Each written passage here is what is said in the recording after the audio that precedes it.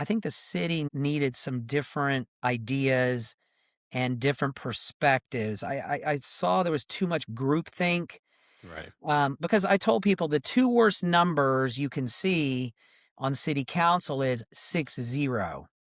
And Yep. there was too many 6-0 votes. 6-0 meaning everyone agreed to the same. And when people ask me why is that a problem? Well, I'm married, and I can tell you all the married folks.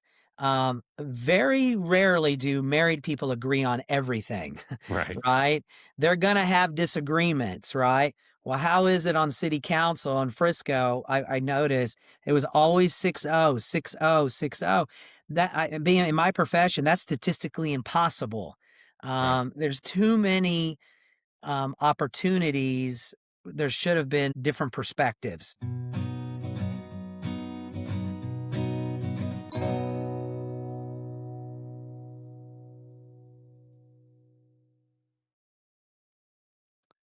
Welcome to this episode of the Building Texas Show. I'm excited to be in Frisco, Texas today with City Council Member Jared Elad and talking about your recent win into City Council and coming into that role and everything that's going on in Frisco. So, Jared, thank you for joining us today. Well, thank you for having me. I really appreciate it. Thanks, Justin. I always enjoy talking to people that are serving their city, and City Council is a great way to do that. Is that where you started your journey into city leadership? My wife, Stephanie Elad, she ran for Frisco ISD trustee 4 years ago, and she won. And I watched her over the previous 3 years, and what she did for the school system. And I saw what an impact she made. And I said to myself, we as a family, we like to give back, not just money, but our time as well. And I was approached by several folks that wanted to see if I'd be willing to run for Frisco City Council. I originally tried to apply for one of those. We have a lot of boards and commissions. Wasn't successful there. And then when those people approached me and said, we need someone with some financial experience. I own my own wealth management firm. And so I felt like there wasn't anybody with a financial background that was on city council. The closest person we had was a guy named Brian Livingston, and he was termed out. And so I just kind of felt like the rest of the folks, I mean, they're nice folks, but they just don't have a financial background. And, our budget now is so big. Our budget's around 400 million. And I think it's incumbent that we have different skill sets on council. And one person has HR background, one's she works, I think, for one of the tax companies, but she's like a product manager or more than she doesn't really do numbers. And so I felt like I would be a good fit and for the council. It is nice to have those different skill sets sitting at It the is. table. And so for your audience that doesn't know, like for Frisco, we have what's called a city manager model. Right. So we don't manage the city. So the city manager is the CEO, and we have 1,800 employees. And so we're kind of like the board of directors. So we monitor the city manager. That's our role. We look at the budget. We look at all kinds of things, what the city's doing, and we give our thumbs up and thumbs down. But the day-to-day stuff, we have nothing to do with the day-to-day stuff. That's what the city staff is for. And so and the way our city council's set up, the mayor only votes. So the city council votes, and if there's a tie, that's when that's when the mayor comes into play. Whereas on school board, they all vote. Right. And so they have 7 people there, and so there's always a majority. But in our case, there are ties, for sure. Okay, well, not in the past, but Right. now that me and Councilman Thacker came on, there's a lot more discussion than there has been in the past. And one of the other reasons I ran too was I saw that I think the city needed some different ideas and different perspectives. I saw there was too much groupthink, Right. because I told people the two worst numbers you can see on city council is 6-0.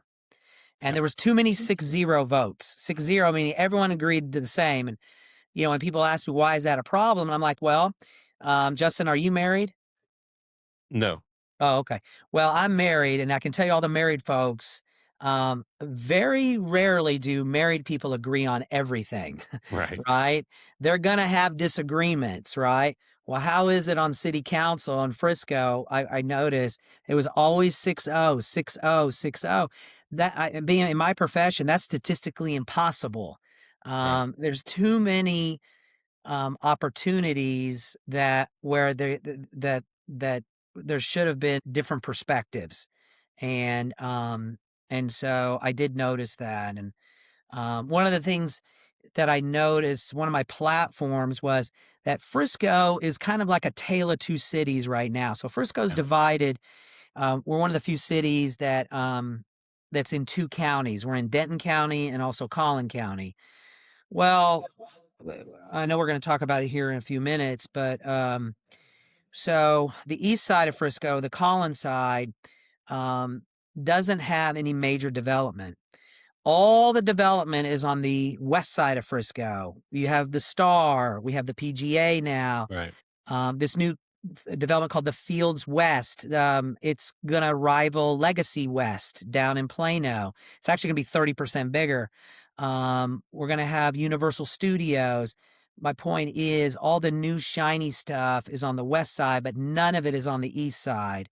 And so we've created an imbalance where all the best part of Frisco is on the other side, whereas the east side is getting neglected. And I think that is going to, down the road, is going to, I think, create some challenges for the city where no one is going to want to live on the east side. They're all going to want to move because we have traffic issues like all of Dallas, Right. but we're having none like the Universal hasn't come online yet.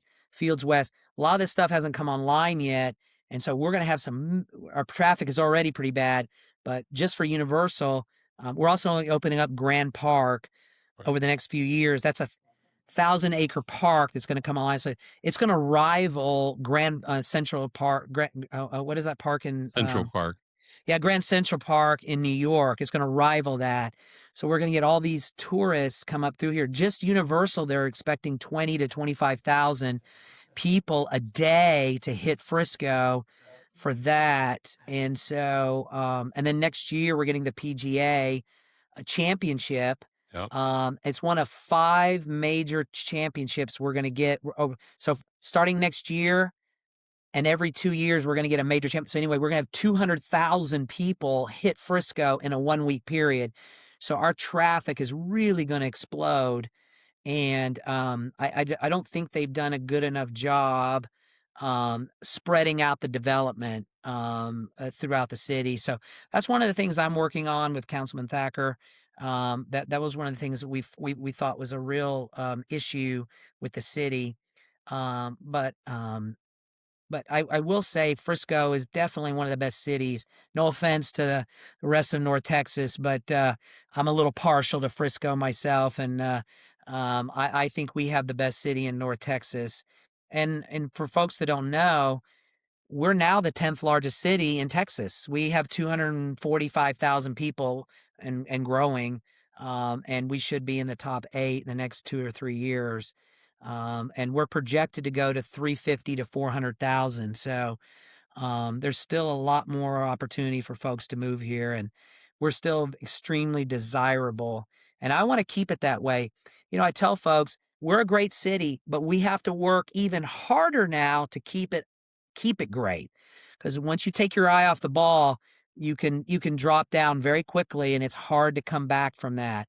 I mean, if you look at the city of Dallas, no offense to them, they just lost the Stars, they just lost AT&T, they just lost the Mavericks. Mavericks are going to Valley View.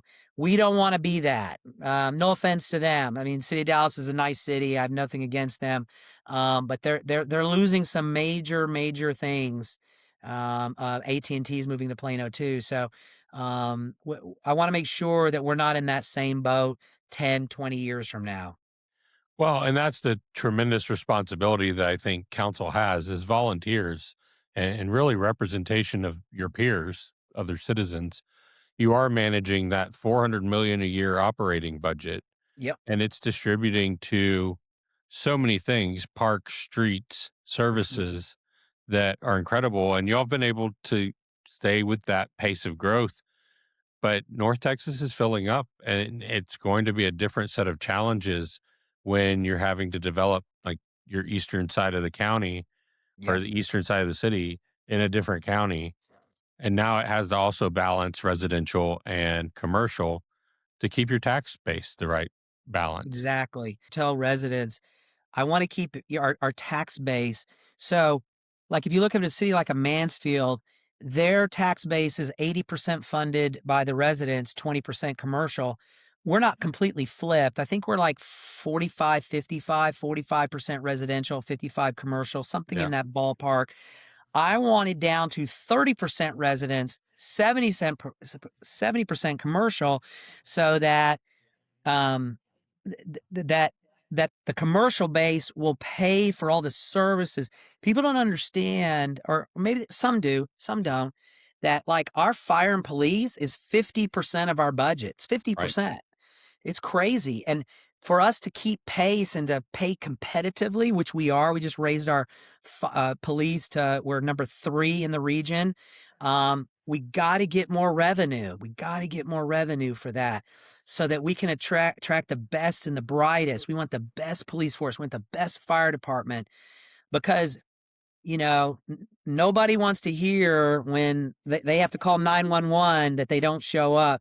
I don't want to pick on a certain city. I heard there's a city out there that if your car is robbed, they just direct you to a website and you just fill out a form there and they won't even show up. Yep. If I ever heard that, I already know the police chief's name. I would be like, you did what? I heard this from a resident. I wouldn't ever want that. I would Right. want to make sure that we're staying on top of it. We have our statistics on crime is very, very low, but there was a famous bank robber. I can't remember his name right now off the top of my head, but they asked him, "Why do you rob banks?" And he said his famous answer was because that's where the money's at. And in Frisco, we're in a nice affluent area, and at some point the criminals they'll make their way up here. And I want to make sure my dream is that criminals say, you know what, I'm going to leave Frisco alone. They've got a great police force, and they're on top of it. Let's go to the surrounding areas. Yeah. Let's avoid them. That's my dream. That they'll say, you know what, no thanks. I'll hit some other area, not Frisco. Well, and Frisco is going to have so many tourists coming in to these Yes. attractions that you're talking about. Yeah. And that brings a lot of opportunity through hotel occupancy tax and other sorts of income revenue. And the city really is limited on how it can generate revenue. And a Very lot of people limited. don't realize that you only Yeah. have certain levers to use. And so I appreciate the financial stewardship in the role because there's not a lot of training when you get elected into these office to say, No. hey, by the way, here's a $400 million budget, figure out how to navigate it. Well, how do we oversee something if you don't have the experience to oversee it? No offense to to certain folks that want to run for these positions. We're talking stratospheric numbers now, Right. and you do have to have expertise. And it's funny that you say that. So when I got in the role, people may not be aware of it's an organization called the Texas Municipal League. It's a nonprofit that helps cities navigate. They have a legal service that you can call and say, "Hey, can we? We're thinking of doing this, and can we do that?" And then they have free legal service, but they also have a lot of training classes for city council, city officers, attorneys, all this stuff. And so I just recently, I did what's called a new. Not everybody does it, but I did a new city council orientation I Mhm. did that, and I just completed a 25-hour leadership course. That was very so I'm a leadership fellow with TML, and by the end of the year, I'm going to be what's called a certified municipal officer. And in Frisco, we haven't had someone like that in 21 years. Right. No one on city council has done that. And one of the reasons I'm doing that is in my own profession, I have multiple professional designations. So when people ask, well, what does that mean? Well, if you're like hiring a bookkeeper, do you want a bookkeeper or do you want a CPA? Well, you Right. want a CPA because they've got they've taken all these tests and stuff to get that extra knowledge, and I want to be that. I'm learning quite a bit that will help me in the role. Especially when I run for reelection. But that will give me more insight and to be more effective for the community.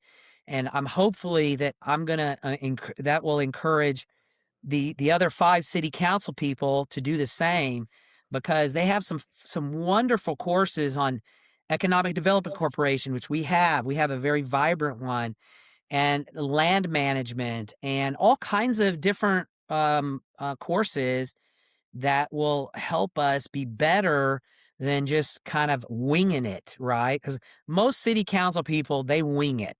Right. They rely on what they hear, but they can't apply what they hear and know that that's a good direction to go. They're just guessing. Does that make sense? It does. You have to be able to apply what you hear and understand the consequence of a Ex- decision.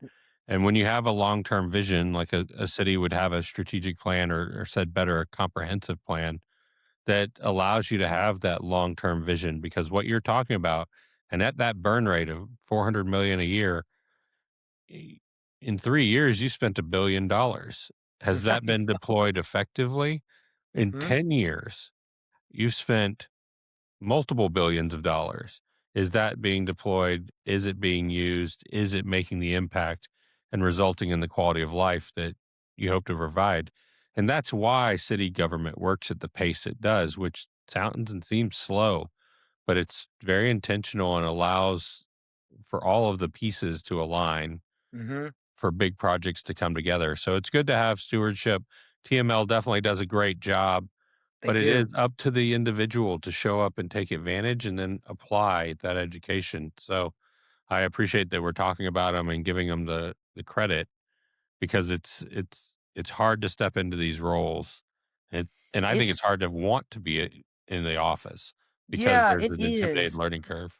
So let me give you some context too on a role for city council for Frisco. So Frisco, every seat is what's considered at large. It means you represent the entire city. Right. So Frisco's 242,000. So let me give you some context. The average state house race. So in our area, we have Jared Patterson, Matt Shaheen. There's Candy Nobles on the other side. Um, I can't think of some other ones. Andy Hopper, and a whole host of Mitch Little. And the average state house race is 200,000, the population. So running an at-large at Frisco is like running a state house race. That's how difficult it is. Whereas a lot of cities, they have what are called districts or place. We have places, but they cover, only a certain section of the city. And I like our model because now I have to represent the entire city. What Right. I've noticed is when they have these districts, like, they wanna protect that fiefdom, say, "Oh, I'll do that project." What they do, there's a lot of bartering. It's like, Right. "Well, I'll do that project, but we need to get this over here," and if you get a guy in there or a lady that has been there a long time, they may get all this stuff for one side of the city, but then the rest of the city's neglected because maybe there's a big turnover. Maybe, there's, constantly, people running, and 'cause some cities, there's no term limits. Right. I was surprised. I know we do, but there's some cities, I think Lancaster, for instance, I met those folks. I met some of them, and I think they don't have, and I could be mistaken on that, but I do know that there's some that have no limits. And so I like our model. It's way more challenging to run. It's now we're having a mayor race right now, and it's pretty contentious. And those guys have spent probably are going to end up spending close to $1 million between the two of them. And so it's much more difficult to run in a city like Frisco compared to a lot. So when you win, it's an accomplishment. And it's the same thing for school board. It's also an at large. It's no different. Right. Well, as we wrap up, what are we looking forward to in Frisco for the rest of the year? We're coming into summer, but what are you excited about in Frisco? So we got FIFA coming. Yeah. We're going to be what's called the host city for Sweden. And so that's actually starting here pretty quick. Right. I think we're going to be welcoming them next week, and so that's going to be exciting. We just pumped in 180 million to Toyota Stadium, and that's going to be ready for that. And then afterwards, there's going to be a lot of development around the stadium. That the Hunt family they own the Kansas City Chiefs and they own Right. FC Dallas. They're going to be doing in conjunction with the city, and then Universal. Universal Park is going to open. It's for kids age about 2 to 12. That's going to be July 1st. This is the first of its kind, Universal, and if it goes well, they are going to roll it out to other cities across the U.S. And I know we want it to be super successful. So those are the two biggest things happening right now. And then later on, and then next May is the PGA Championship. I just came from Philadelphia a couple of weeks ago. I went to the PGA Championship to represent Frisco, and they're already excited. All the people there, they saw me, and I had my Frisco shirt on and hat, and they're like, "Oh man, we're going to Frisco next year." I was like, "I know, we're real excited about that." So we're gearing up for that too, and so we got a lot of things happening. The Cowboys, obviously, every year their training camp is part of it's here, part of it's in California, but we have a really nice indoor facility for that, and so folks can come, watch that. And there's just a lot happening here, and we're real excited, and got new people moving in every day, and so yeah, Frisco's a great city. It's got a lot of new things constantly happening, and but those are the two biggie things: the FIFA, and also so come check that out, and also Universal. Bring your young kids, and they guarantee to have a great time. I can't wait to see it. I've already toured it, so it's going to be a fantastic park for everybody. Well, I appreciate everything you're doing in Frisco and what Frisco is doing for itself. It sounds like some real exciting projects. So, congratulations to the whole team and the staff that makes that happen. But, Jared, I appreciate spending time with you today and learning about the ways that you're building Texas. Well, I really appreciate you inviting me, Justin, and hopefully down the road, you can have me back on. Well, thank you. And we'll remind everybody to visit Frisco this summer. There's a lot of stuff happening. Thank you for enjoying this episode of the Building Texas Show. We release a new episode every week, and you can find us across all social platforms. Please like and subscribe on YouTube, Facebook, Instagram, and LinkedIn. Thank you to our sponsor, Chisos Boots, and their damn comfortable cowboy boots.